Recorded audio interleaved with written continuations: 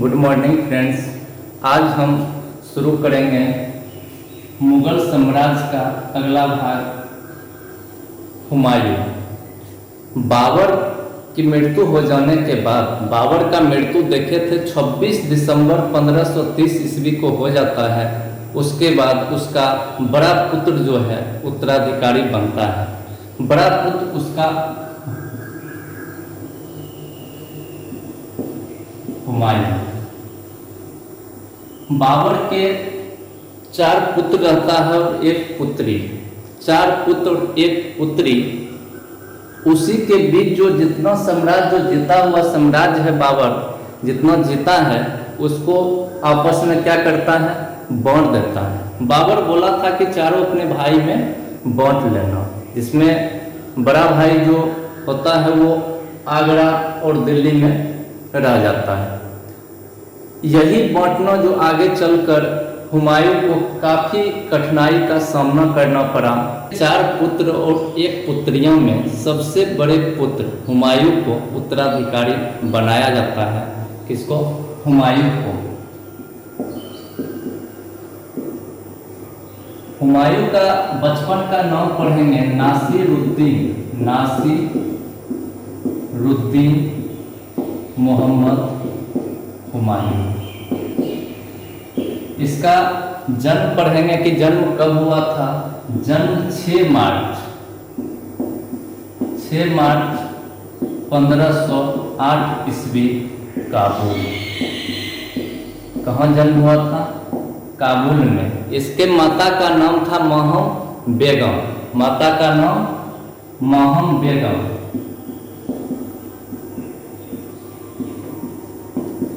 और बेगम ये बाबर की तीसरी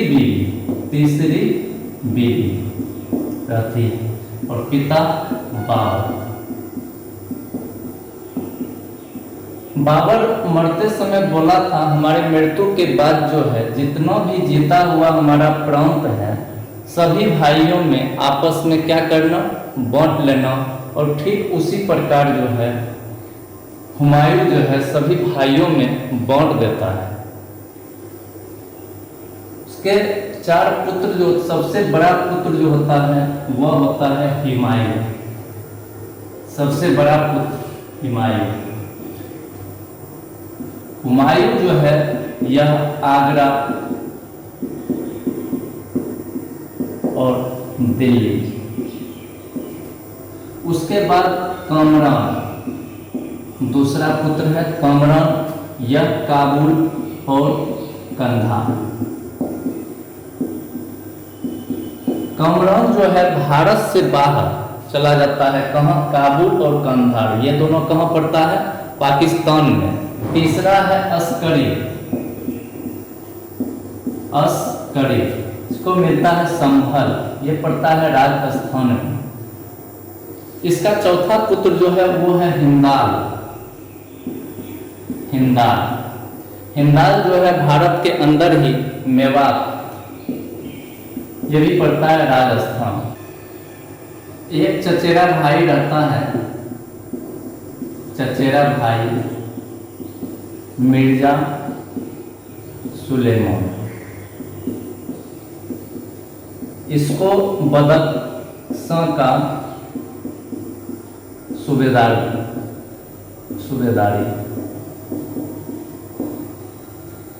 अब ये 4 भाई और 1 चचेरा भाई में बांट दिया जाता है। यही बदख्शां हम देखेंगे कि जिस समय हुमायूं का राज्याभिषेक हुआ है, राज्याभिषेक से पहले हुआ, यही बदख्शां का सूबेदारी इसके अंदर था।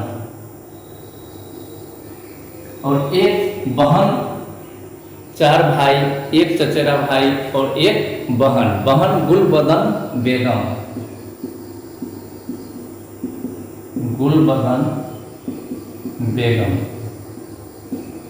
इसी का पढ़ेंगे। यही गुलबदन बेगम जो है हुमायूंनामा की रचना की थी। हुमायूंनामा। इसका शादी हो जाता है। इसके पति का नाम रहता है मेहंदी ख्वाजा के बारे में हम पहले भी पढ़े थे कि बाबर के समय में बाबर के साथ वह सेनापति था। कौन? मेहंदी ख्वाजा। किसके नाम है? गुलबदन बेगम की पति का नाम।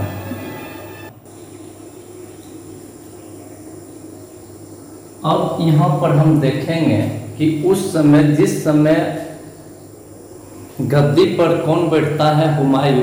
उस समय भारत में क्या स्थिति है? कौन उस समय गद्दी पर बैठा हुआ है? तो सबसे पहले देखते हैं कि यहाँ पे पड़ता है गुजरात। गुजरात में यहाँ है गद्दी पर बहादुर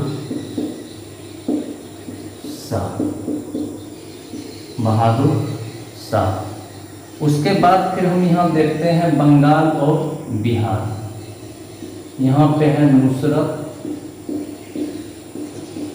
खां। यहाँ पे दो रहता है, बाद में देखते हैं नुसरत खां चढ़ता है गयासुद्दीन मोहम्मद।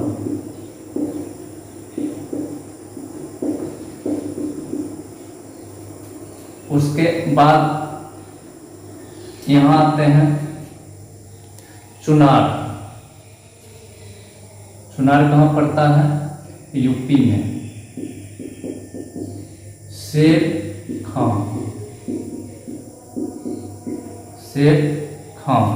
उसके बाद कालिंजर।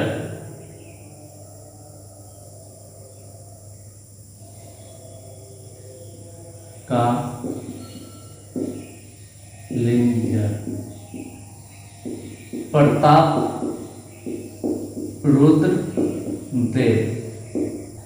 कौन कौन से शासक किस जगह, किस प्रांत में शासन कर रहे हैं? तो देखते हैं गुजरात में बहादुर शाह, जो काफी शक्तिशाली हो गया था।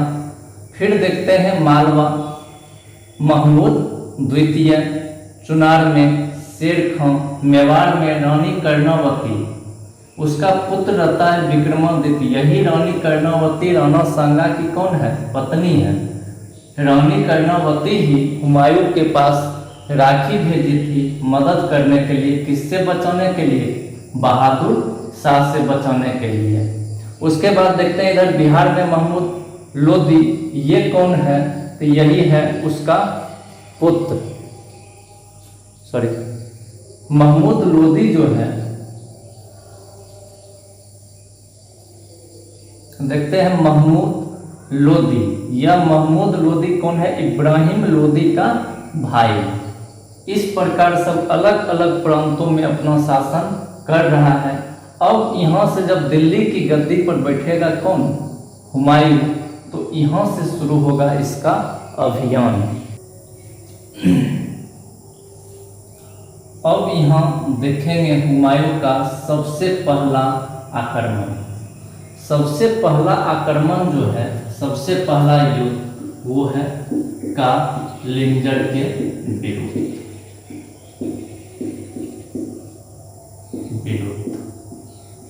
कालिंजर का युद्ध। कालिंजर का युद्ध यह बुंदेलखंड में पड़ता है। बुंदेलखंड यूपी उत्तर प्रदेश में। यहाँ पे शासक रहता है कौन? प्रताप रुद्र देव। अफगानों की बढ़ती शक्ति, बहादुर शाह की बढ़ती हुई शक्ति को तोड़ने के लिए सबसे पहले किस पर आक्रमण करता है? कालिंजर पर। कालिंजर का युद्ध, यह जगह कहाँ पड़ता है? बुंदेलखंड। आपस में दोनों में संधि होता है। संधि में मुआवजा सालाना बांधा जाता है और मुआवजा लेकर दोनों में संधि करके चला जाता है। कौन? जाने का एक और कारण होता है इस जगह कि बिहार का शासक जो है, अफगान का नेता, अफगानों की सेना जो होती है उसका प्रमुख रहता है महमूद लोदी। यह यहाँ से सेना लेकर के अपना आ रहा है, किधर बढ़ रहा है? जौनपुर की तरफ बढ़ रहा है। इसी बात को जानकारी मिल जाता है किसको? हुमायूं को। जानकारी मिलने के बाद यहाँ से तुरंत हुमायूं जो है चल देता है और रास्ते में ही एक जगह पड़ता है दौरा, इसी को बोला जाता है दोहरिया का युद्ध। किसका? दोहरिया का युद्ध। इसमें हुमायूं और अफगानों की संयुक्त सेना के साथ युद्ध होता है। अफगानों की सेना का प्रमुख कौन रहता है? महमूद लोदी। इसमें शेर खां जो है वह भी अफगानों का साथ देता है। हुमायूं विजय होता है और आपस में क्या होता है, फिर दोनों में संधि हो जाता है और यहाँ भी यह क्षेत्र छोड़कर चला जाता है। कौन? हुमायूं। कालिंजर को भी छोड़ दिया और दोरा इसको भी छोड़ दिया। दोरा का युद्ध अगस्त 1532 ईस्वी में हुआ।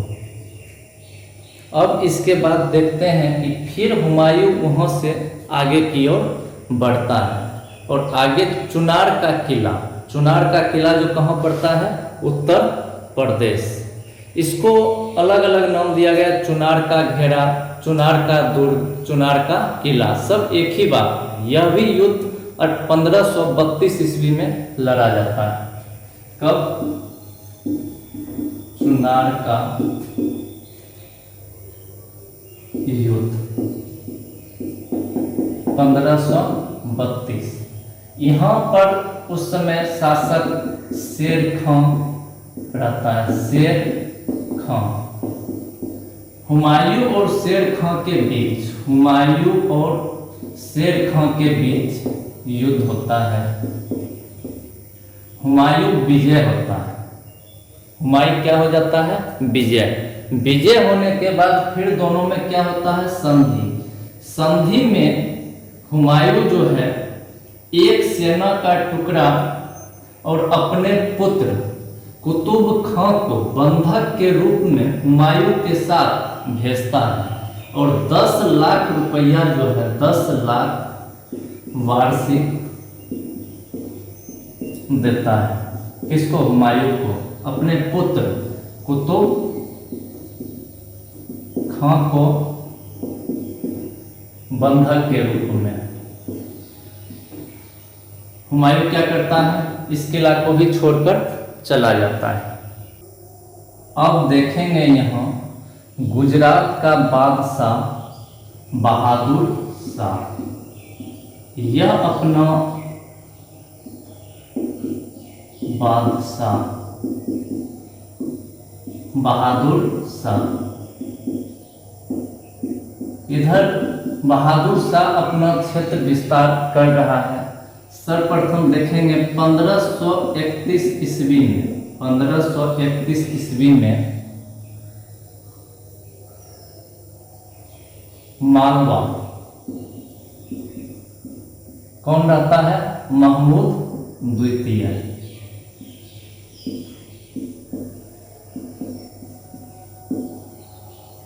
दोनों में युद्ध होता है, महमूद द्वितीय और इसमें बहादुर शाह विजय। फिर अगला अभियान 1532 ईस्वी। 1532 ईस्वी मध्य प्रदेश में ही एक रायसेन का दुर्ग, इसे भी बहादुर शाह जीत लेता है। अगला अभियान 1533 ईस्वी में 1533 ईस्वी में मेवाड़ पर, और मेवाड़ में कौन रहती है? रानी कर्णावती।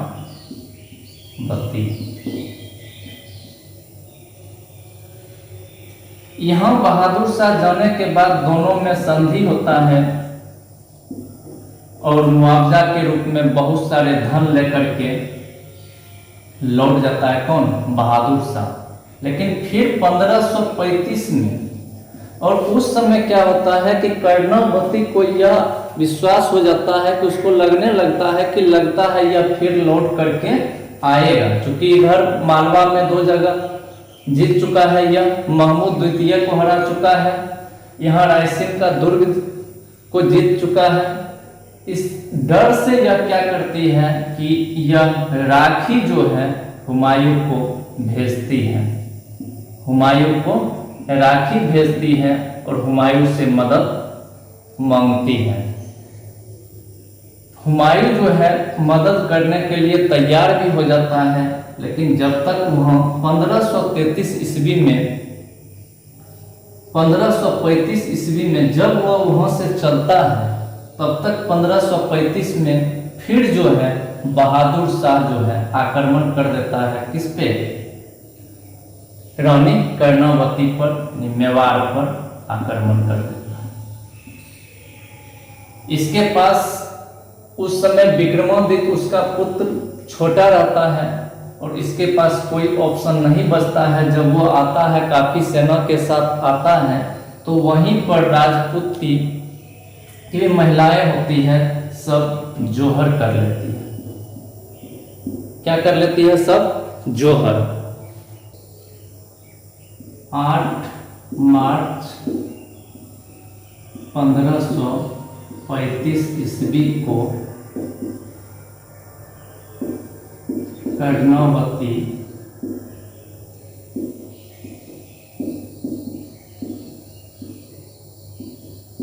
जोहर कर लेती है। इससे पहले भी एक बार देखे हैं 1303 ईस्वी में पद्मावती भी क्या की थी? जोहर। उसी पर एक फिल्म बना था पद्मावती। जोहर क्या होता है कि राजपूत जब जिसके हस्बैंड मर जाते हैं, मरने के बाद वह किसी का भी गुलाम होना नहीं चाहती है और जोहर आग में कूद करके अपनी जान दे देती है। जोहर आग में भी होता है, पानी में भी होता है, कहीं यानी पति के वियोग में, पति के बिना वह जिंदा नहीं रहती है और वह अपनी जान दे देती है। 1533 ईस्वी में हुमायूं जो है वह दीन पनाह का किला बनाने में व्यस्त रहता है। तब तक जो है इधर बहादुर शाह चित्तौड़ किला को जीत लेता है, चित्तौड़ का किला को जीत लेता है।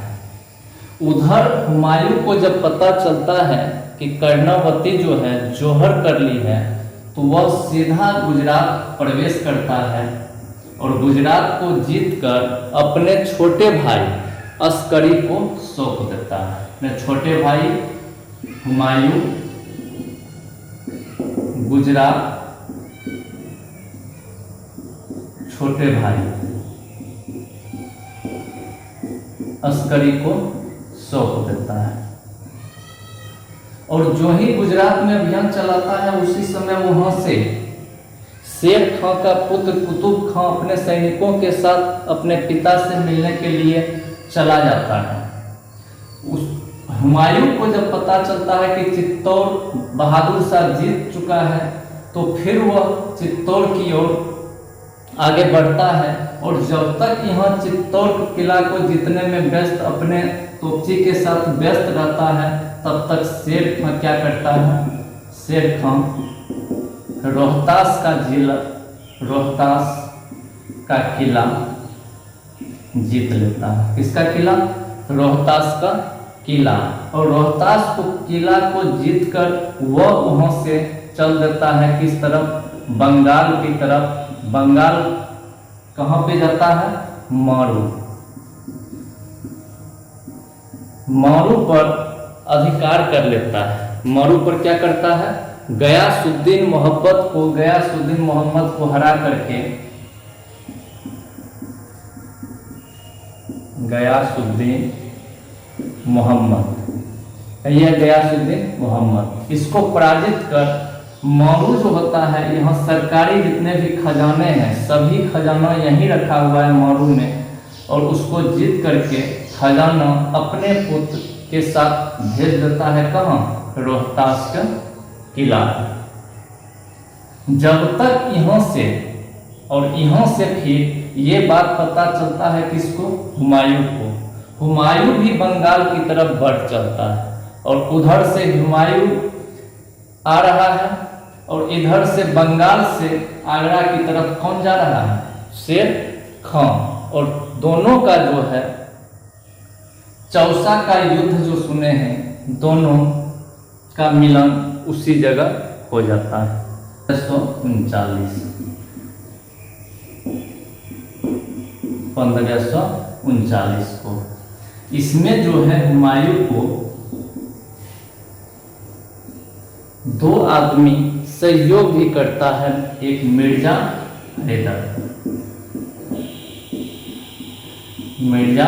हैदर और एक का नाम रहता है दौलतगढ़। फिर भी मिर्जा हैदर और दौलतगढ़ दोनों इसका सहयोग करता है, फिर भी इसको पीछे हटना पड़ता है, और घोड़ा पर सवार होकर पीछे हटते समय यह करमनासा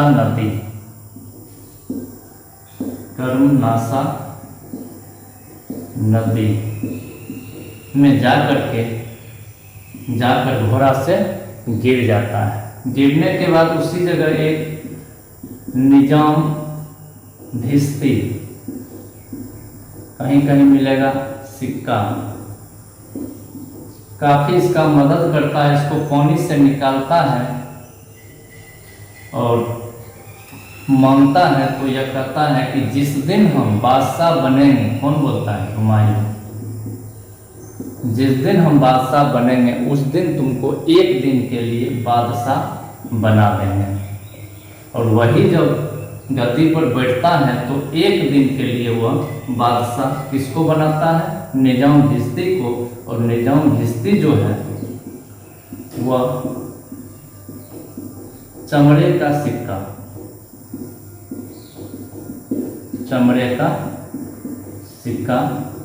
चलाता है।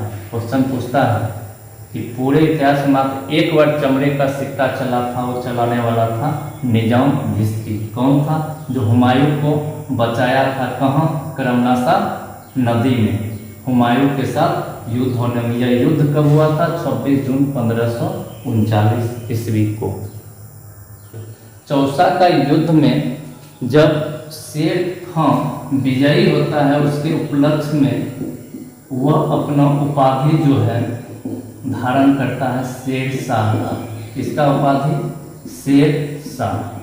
और एक जो है वह सोने का सिक्का चलाता है, सोने का सिक्का खुदवाता है, सोने का सिक्का। इसके बाद हम पढ़ेंगे आगे बिलग्राम, इसी को बोला था बिलग्राम का युद्ध या कन्नौज का युद्ध। दोनों एक ही शब्द है। इसमें यह युद्ध जो है 17 मई 1540 को लड़ा गया। इसमें हुमायूं एक तरफ, हुमायूं इसका दोनों भाई अस्करी प्लस हिंदाल और अस्करी दोनों, और एक तरफ जो था शेर शाह का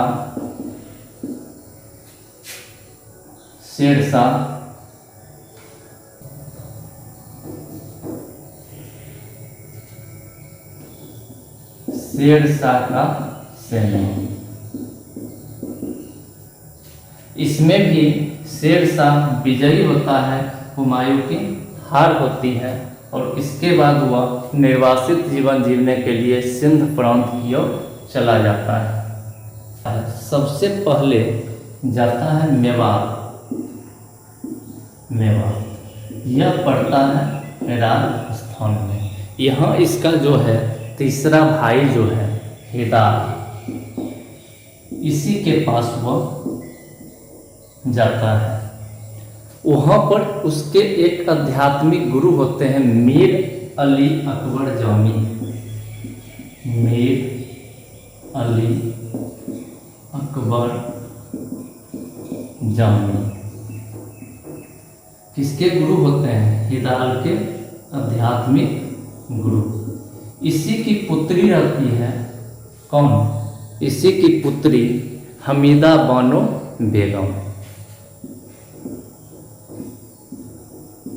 बानो बेगम। इसी के साथ किसका शादी होता है? हुमायूं का। किसके साथ? हमीदा बानो बेगम के साथ शादी होता है। शादी कब होता है? 29 अगस्त 1541 को शादी। 29 अगस्त 1541 को शादी होने के बाद वह वहाँ से हिलाल का एक दोस्त रहता है वीर साहब। कहाँ पे? वीर साहब अमरकोट। ये जगह कहाँ पड़ता है? पाकिस्तान में। अमरकोट। वहाँ से हुमायूं हमीदा बानो बेगम के साथ कहाँ चला जाता है? अमरकोट पाकिस्तान। यहाँ कौन है? वीर साहब हिलाल का दोस्त रहता है, जहाँ 15 अक्टूबर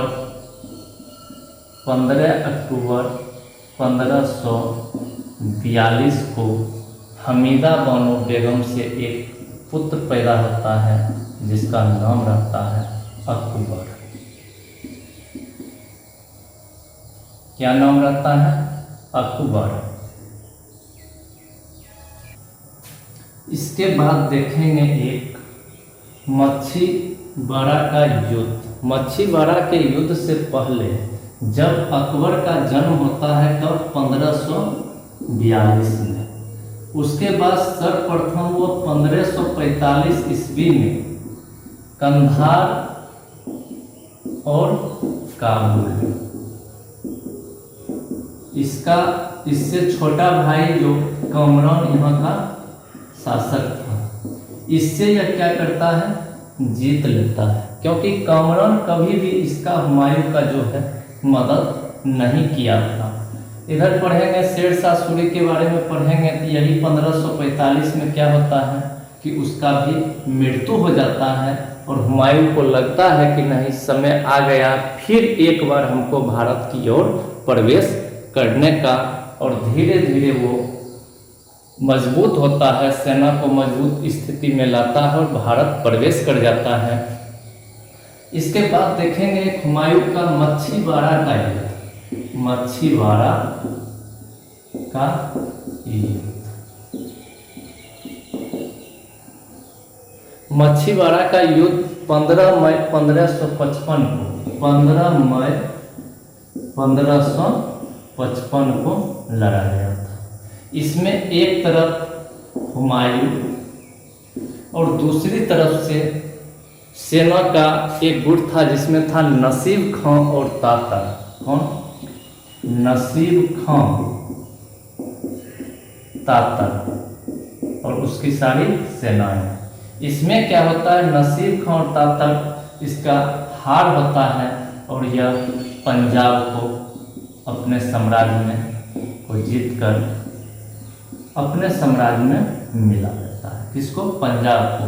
अब क्या हो गया कि एक कंधार और काबुल इसको मिल गया, अगला क्या मिल गया? पंजाब। अब आगे देखेंगे सरहिंद का युद्ध। किसका युद्ध? सरहिंद का युद्ध। अंतिम युद्ध है हिंद का युद्ध। यही हुमायूं का अंतिम युद्ध होगा। यह युद्ध 22 जून 1555 को लड़ा गया था। इसमें जो है सुल्तानी, इसमें सूर्य यानी सूर्यवंश का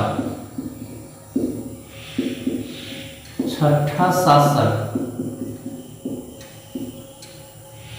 सूर्यवंश का, जिस वंश का शेरशाह सूरी था उसी वंश का, उसके बाद छठा शासक जो है सुल्तानी सिकंदर।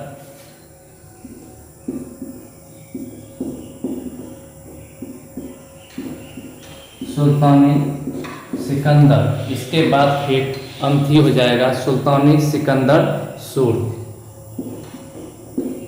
की संयुक्त सेना थी। किसके साथ हुआ था?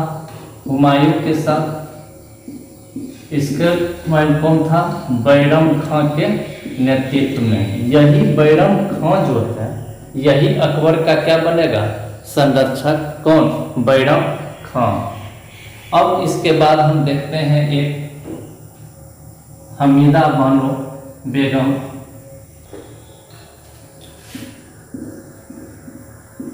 हमीदा बानो बेगम यह क्या की थी? दिल्ली में दीन पनाह में हुमायूं का मकबरा जो है कब? 1564 ईस्वी में बनवाई थी। किसका? हमीदा बानो बेगम हुमायूं का मकबरा 1564 ईस्वी में दिल्ली के दीन पनाह, यही दीन पनाह, इसी के अंदर पुस्तकालय है, में बनवाई थी।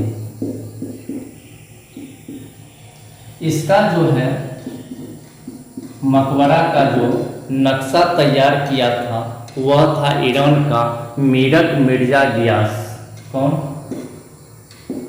मीरक मिर्जा गियास। यह ईरानी था, इसका नक्शा तैयार किया था। जनवरी 1556 में ईस्वी में जब हुमायूं दीन पनाह के अंदर पुस्तकालय के छत पर खड़ा था, उसी समय अजान का आवाज आता है और वह तेजी से सीढ़ी पर नीचे उतरता है और लड़खड़ा कर गिर जाता है और जनवरी 1556 में इसका मृत्यु हो जाता है।